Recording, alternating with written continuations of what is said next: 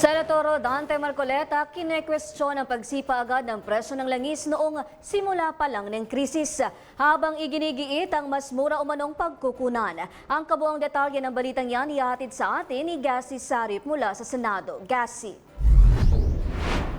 But you have to prove me wrong kung talagang mali ako. Ito ang iginiit ni Senator Rodante Marcoleta hinggil sa datos na ibinahagi sa Senado kamakailan kaugnay na mungkahing alternative source of fuel sa Singapore.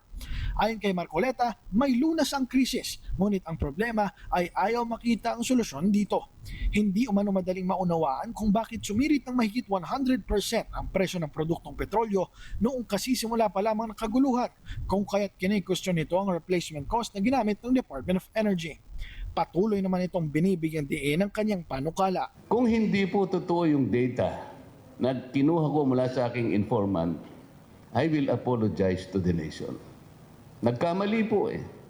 Siguro naman patatawarin po ako ng mga mamamayan natin dahil sa kagustuhan ko lang tumulong at mag-present ng alternative.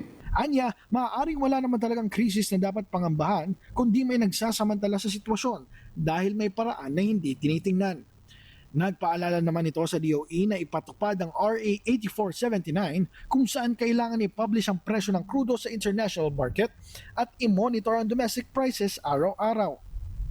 Dagdag pa nito, may katungkulan din umano ang ahensya na i-require ang mga importers, refiners at sellers na i-produce at ipakita ang actual importation, sales at consumption sa bawat produkto ng krudo.